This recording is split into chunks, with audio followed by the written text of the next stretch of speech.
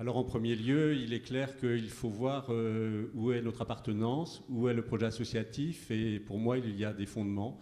Et c'est donc bien une association qui a réaffirmé sa laïcité il y a peu de temps, et différentes valeurs que je pense tous les salariés de Moisson Nouvelle connaissent par cœur. Moisson Nouvelle a eu du nez quand ils sont installés dans le Var, puisque dans les années 80, ils ont repris un centre d'hébergement et de réinsertion sociale sur un site de 4 hectares. Et ils ont également repris un foyer éducatif. Ces deux établissements étaient gérés par des congrégations religieuses auparavant. Et dans les années 90, à la demande du département du Var, nous avons créé un établissement qui s'appelle les Bougainvilliers, établissement dit de proximité pour les populations de l'ère fréjussienne. Après, nous arrivons dans le début des années 2000. Nous avons, sur ce département, on a essayé d'anticiper la loi 2002, c'est-à-dire que nous avons travaillé de façon participative les projets d'établissement de ces 3 structures, avec la collaboration des salariés. À l'époque, je peux vous dire que ce n'était pas si fréquent que cela, avec la participation des familles et avec la participation des personnes accueillies, bien évidemment, et même avec la participation à des moments donnés des instances, juges, DAS de l'époque, inspecteurs de l'aide sociale à l'enfance, ce qui permettait de travailler du lien entre ces différentes personnes. Et en même temps, nous nous sommes servis justement de ce centre d'hébergement et de réinsertion sociale qui avait une propriété de 4 hectares, et nous nous sommes servis de la loi de lutte contre l'exclusion pour la prendre au mot, puisque la loi de lutte contre l'exclusion dit qu'il faut qu'il y ait un accès à la culture pour tous. Et pour nous, l'idée de la créativité et de la curiosité était quelque chose qui nous semblait intéressant à développer. Et c'est pour ça qu'en prenant au mot ces propos, on a créé un jardin de sculpture sur le site du CHRS Moisson Nouvelle avec les personnes accueillies et en exposant annuellement, dans des moments festifs, les réalisations des personnes avec une grande fête où se retrouvaient, et donc là, comme la personne tout à l'heure a parlé d'appartenance, on a créé de l'appartenance au niveau des salariés de Moisson Nouvelle, parce que je pense qu'ils étaient relativement satisfaits et fiers de ce qui se déroulait.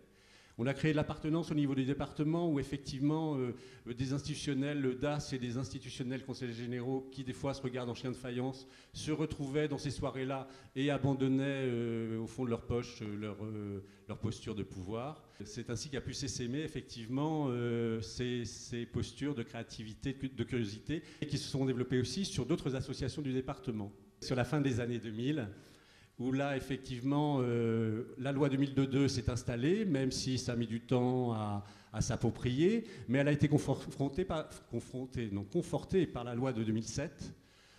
Et là, effectivement, on s'est aperçu que ce n'étaient pas les jeunes qui devaient s'adapter à nos établissements, mais bien les établissements qui devaient s'adapter aux jeunes. Grande révolution. Ce qui a amené à cette époque la restructuration du foyer éducatif de tout à l'heure, en un terme un peu plus ronflant, de dispositifs d'accueil et d'accompagnement personnalisé Equinox, où des jeunes de 15 à 21 ans sont accueillis en accueil de jour, en accueil séquentiel, dans un FJT, dans un petit collectif, ou dans des appartements regroupés en diffus.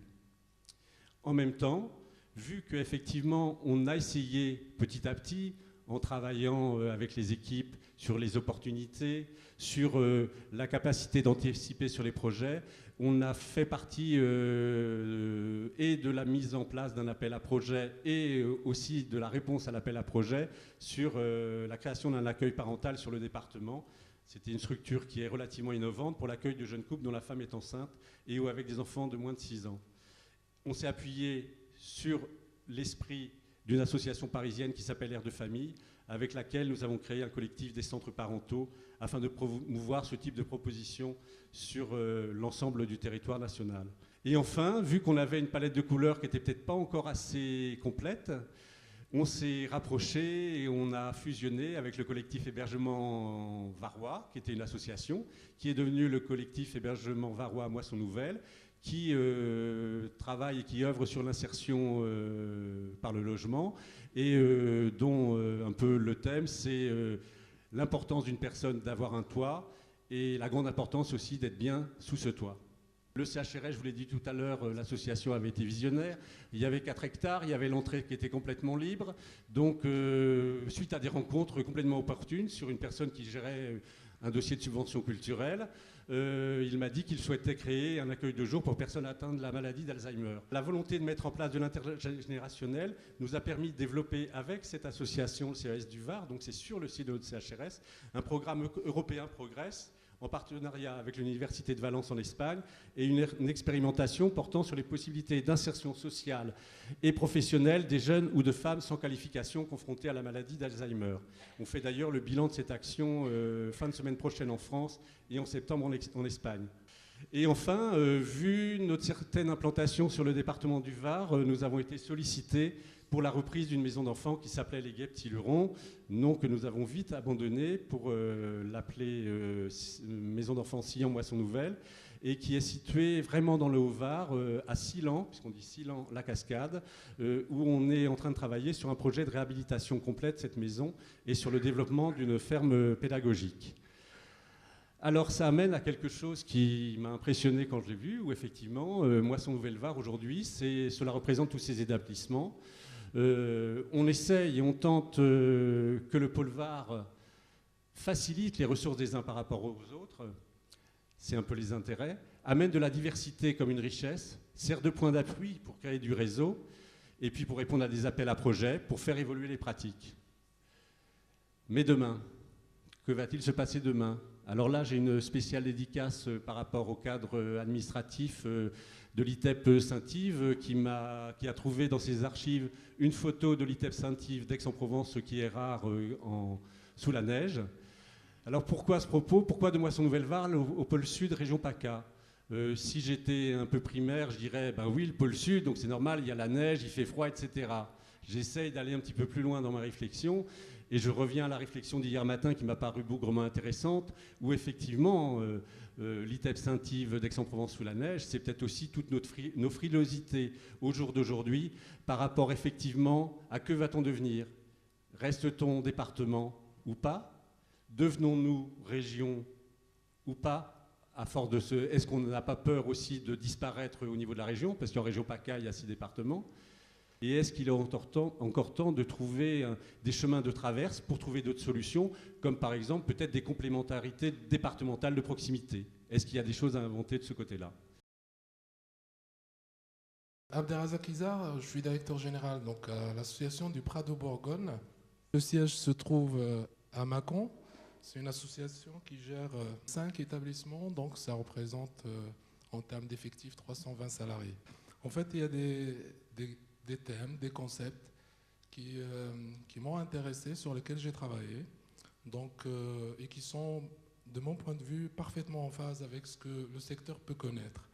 On est sur le registre des formes organisationnelles parce qu'il y a forme et forme, et il y a des formes qui permettent une certaine souplesse dans les interactions et d'autres un peu plus rigides. Donc il va falloir peut-être les repérer.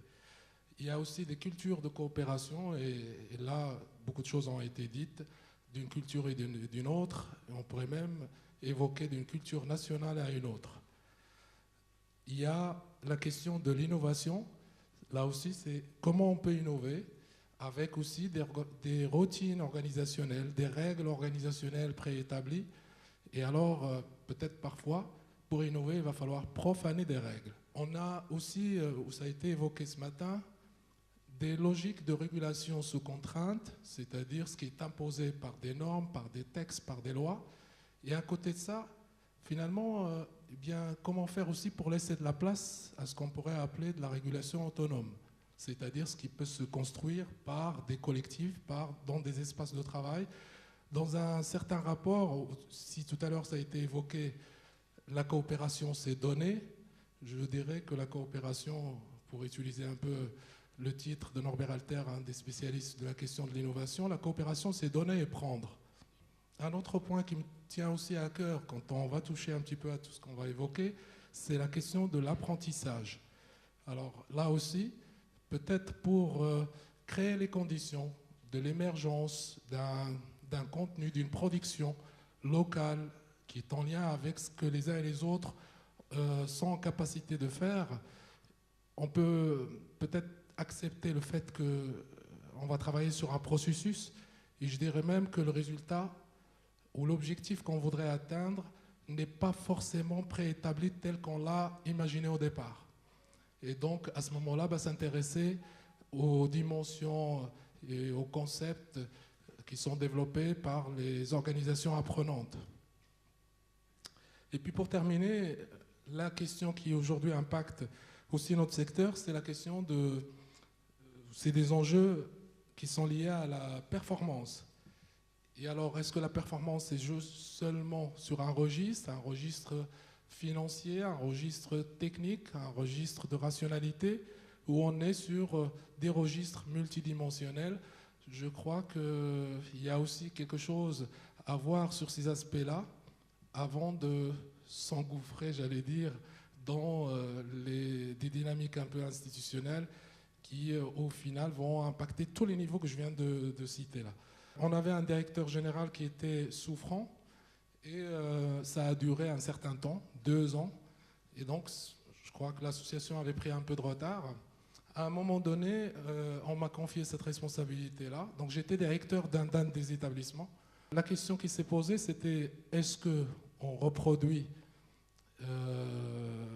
l'organisation telle qu'elle était, ou est-ce que, finalement, c'est une occasion aussi pour qu'on puisse imaginer autre chose?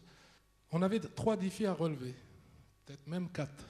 Le premier, c'est donc un défi sur le plan des changements au niveau des pratiques professionnelles. Le deuxième, elle est sur le plan managérial. Le troisième, elle est sur le plan, effectivement, comme ça a été évoqué hier et aujourd'hui, des dynamiques de coopération interne et externe, tout simplement parce que là où c'était figé par établissement, où chacun un petit peu a créé ses règles, ses habitudes, ses arrangements, et ce qui fait que finalement on ne pouvait pas forcément rentrer dans un registre de coopération efficient tel qu'on pourrait l'imaginer ou attendre des organisations aujourd'hui. Le 4e niveau, il est même, je l'ai dit tout à l'heure, sur le plan de la gouvernance. Monsieur l'a posé tout à l'heure. Et la question, c'est aussi quelle est cette répartition de responsabilités et comment, à un moment donné, le niveau politique peut prendre pleinement sa place. On ne peut pas juste dire qu'il va falloir fonctionner par pôle si en même temps on ne donne pas de la matière et un contenu qui porte justement l'ensemble des dispositifs et l'organisation de manière générale vers des finalités à ce moment-là partagées. J'ai demandé à M. Bouffin de venir dès ma prise de fonction donc, à l'association du Prado et d'intervenir et de m'accompagner un peu dans cette démarche-là, d'autant plus que vous aviez un établissement dans le département où je travaille, donc ça donnait aussi l'occasion à l'association donc on va dire de laisser voir de ce qu'elle est capable de faire par rapport à l'expérience que vous avez. Et donc une action de formation sur les évolutions des politiques publiques et sur les évolutions des formes d'intervention des structures associatives. Vous étiez en avance sur cette question, sur ces questions-là, et à la limite, je dirais, on était, nous, sur des questions qui angoissaient l'ensemble des salariés et l'ensemble des cadres. Nous, on est parti d'une organisation stable, qui a fonctionné pendant des années comme ça, un directeur général et puis 5 établissements et un directeur par établissement. Et on évolue vers donc, un directeur de pôle, et puis on avait un autre établissement, il est de 80 salariés à peu près, il reste donc avec son directeur de pôle. Je vais plus vite pour vous dire qu'on a un autre bassin donc, qui lui aussi va passer en pôle, où on avait 2 directeurs, donc il va y en avoir un avec une seule équipe de direction. Et puis donc, voilà un peu sur le plan à ce moment-là financier, on va dire, l'impact des décisions qui sont prises sur le budget 2013. C'est une économie de 350 000 € parce que ça touche aussi à d'autres postes, comptables, secrétaires, éducateurs, donc parce qu'il y a eu des mutations. Et le tout donne donc ce résultat-là pour l'année 2013. Et pour l'année 2014, parce qu'on peut aussi se projeter là, on est à 423 800 € d'économie. Eh bien, écoutez, présentez ça à l'administration. Et comme on est aussi dans un rapport de donnant-donnant, sur les 400 000 euros, on va récupérer, j'ai déjà eu l'accord, donc un montant qui est important pour redéployer sur de nouvelles activités. Directeur général de l'association Laronce, qui gère donc une dizaine d'établissements médico-sociaux dans l'Eure, avec effectivement un spectre assez large, puisqu'il y a des IME, des IMPRO, CESAD, SAVS, SAMSA, résidence d'accueil, SAMSA en partenariat avec un PSPH local, un hôpital donc Renaissance sanitaire, l'AMUS pour les cérébro-lésés, et puis des partenariats avec le service public, puisque nous sommes complètement engagés dans une résidence d'accueil avec la santé mentale et le réseau du nouvel hôpital de Navarre, pour ceux qui connaissent, c'est-à-dire l'hôpital psychiatrique départemental. En arrivant dans la gestion de cette association, eh bien, je me suis aperçu que la coopération des personnels depuis 50 ans était en fait chacun dans son établissement et chacun sa culture, chacun sa bonne pratique, chacun son nombril peut-être, on peut le dire comme ça.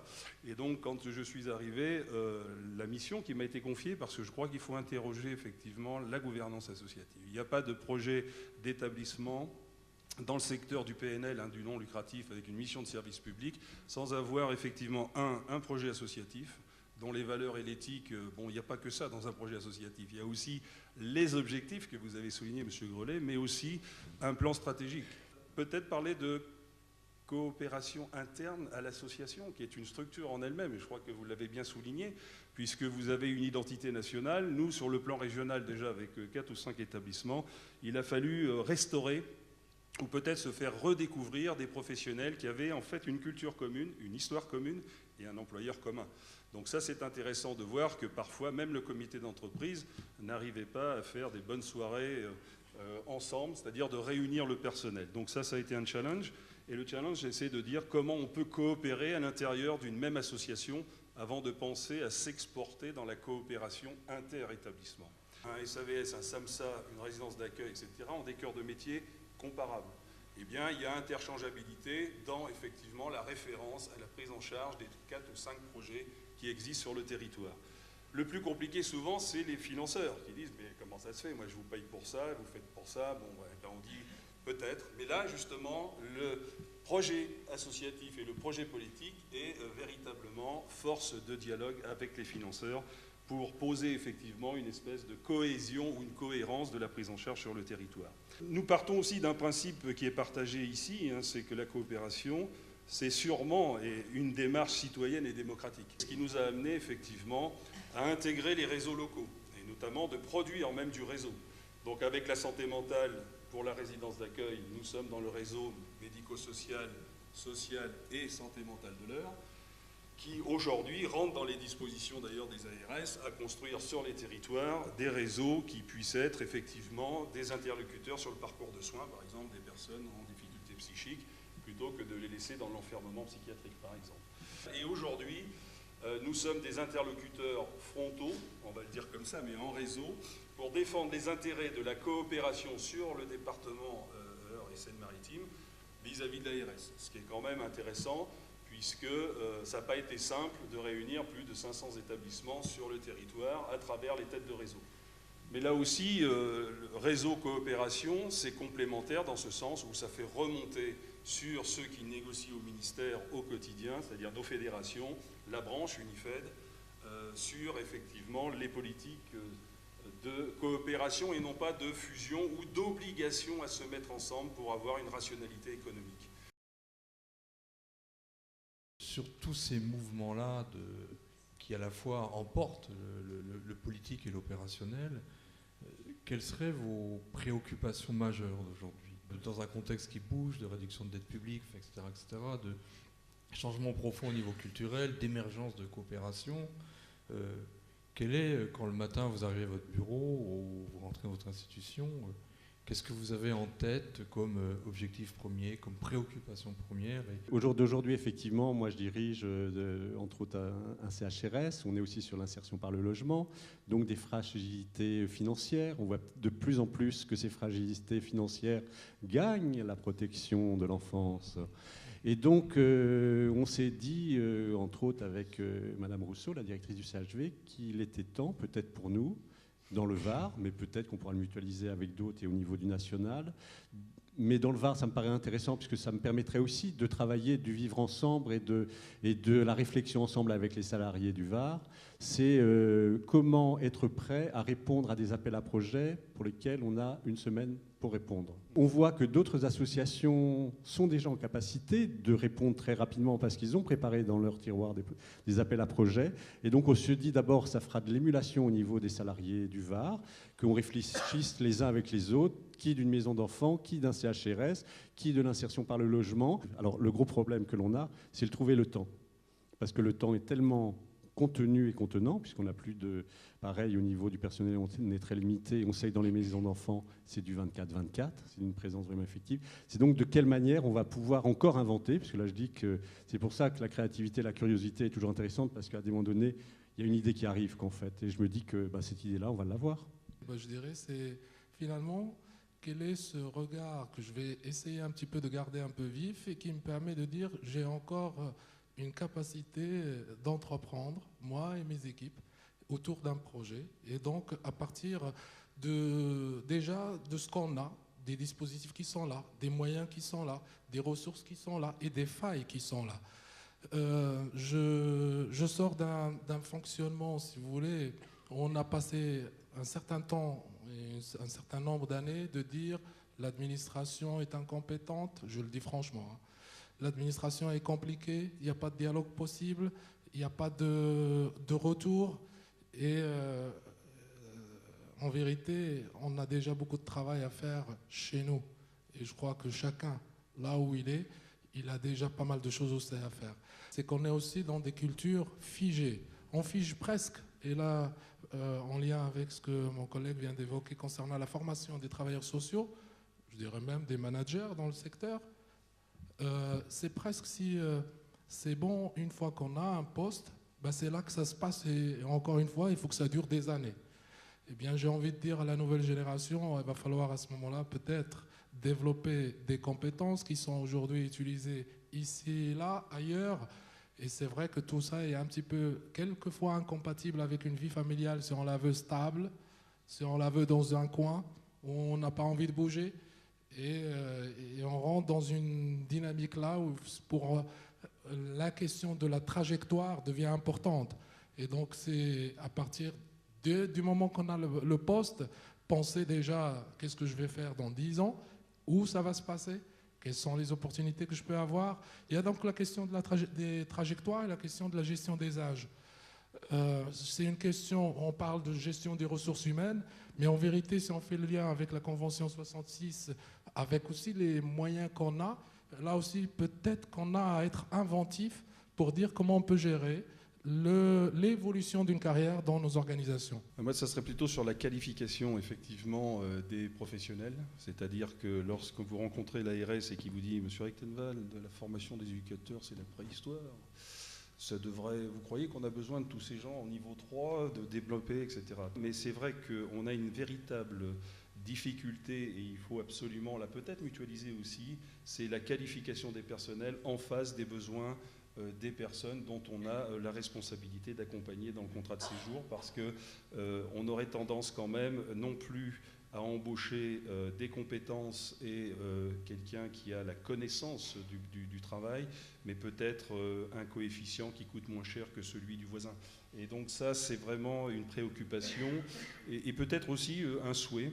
C'est que et c'est pas de la démagogie dans ce que je vous dis, parce que ça fait partie de la coopération, peut-être un dialogue social un petit peu plus ouvert et plus dynamique pour justement mener les projets à terme avec le contrat d'objectif que s'est fixé généralement l'associatif.